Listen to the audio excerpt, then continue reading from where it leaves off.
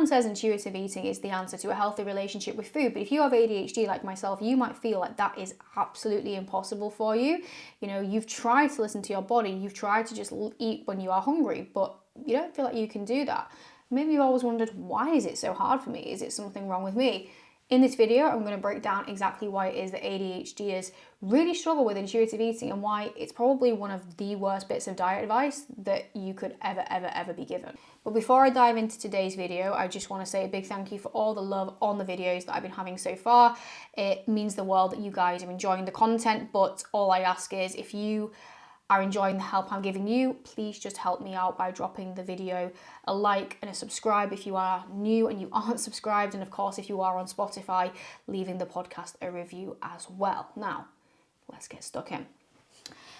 I remember in my fitness journey and studying to be a personal trainer, one of the big concepts that was talked about was intuitive eating and just getting to this place where you can be intuitive and you can listen to your body, your hunger signals, and that's kind of like the gold standard of where you want to get to. And for me, that felt like as out of reach as winning the lottery, you know?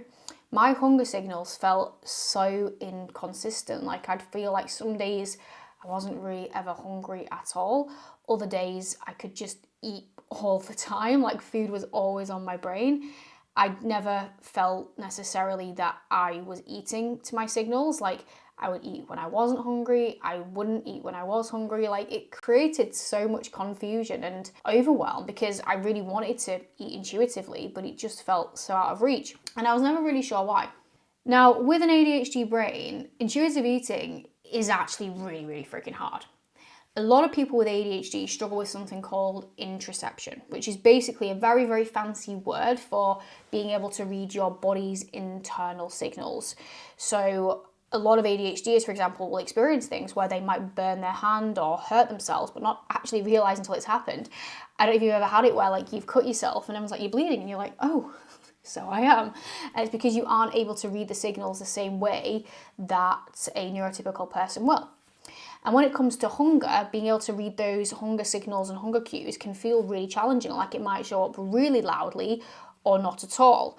And this makes this idea of like eating to your hunger, listening to your body, this unstructured, just listen to what your body needs. If it's hungry, it's going to tell you.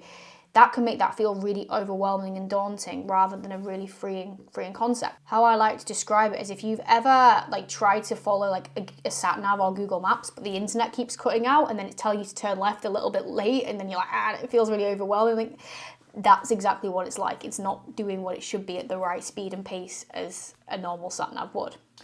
And the problem with just listening to your body is it's not just about the interoception and the hunger signals, it's about why neurodivergent brains often turn to food anyway, because it isn't just about food as fuel.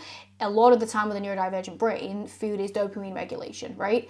Highly sugary, delicious, carby, junky, processed foods give us a lot of dopamine. And when dopamine is low, the brain wants more of it. And that is often why a lot of neurodivergent brains are chasing food and chasing eating and thinking about food, even if you're not physically hungry, because what your body and brain are actually asking for is a top up of dopamine.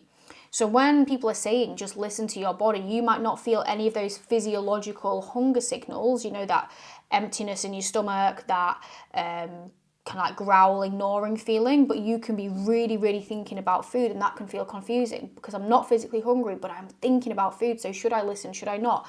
But what is actually happening is you are craving dopamine. And that is why when you do try and eat intuitively without any structure, it can lead to a lot of mental confusion.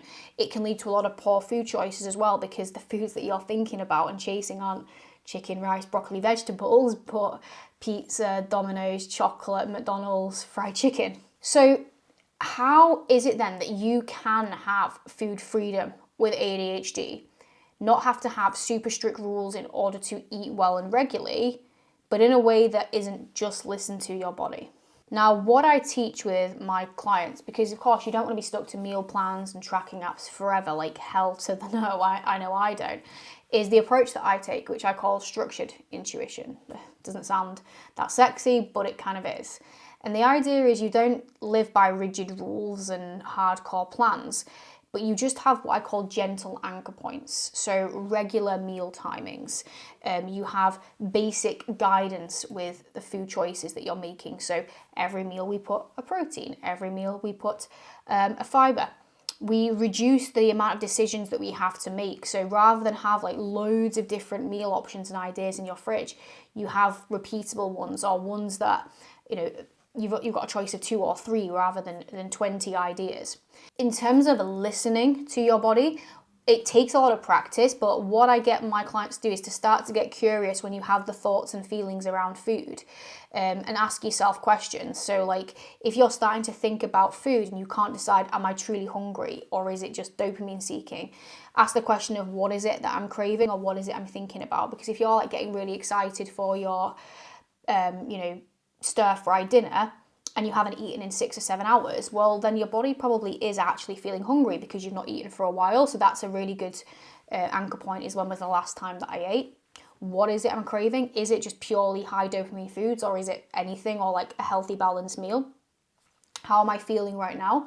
So if you're in like a really regulated state and you haven't eaten in a while and you're craving healthy foods, you probably are physically hungry. But if you're, craving chocolate and you're feeling really sad or anxious or low, could it be that actually what you're craving is dopamine regulation? So getting curious. So I always ask the what is it you're craving? When was the last time you ate?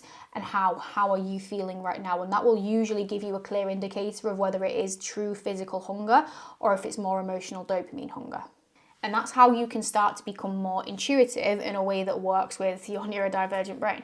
The typical intuitive eating method isn't going to work for you. You need to do it in a way that works with yourself. Now, if this is something that you feel royally lost with, it's a place that you want to get to, but you feel a bit stuck, you feel like you just need some guidance on this is something that I can support with inside my coaching programs, my one-to-one and my Wired to Thrive program.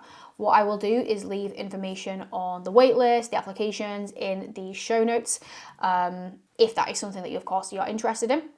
And if you really want to understand the whole idea of the dopamine seeking based hunger, I've done a whole video on this as well that you can dive into, so I will leave that in the description for you as well. But over and out for today, guys. Have a gorgeous one, whatever you are doing, and I will see you on another video.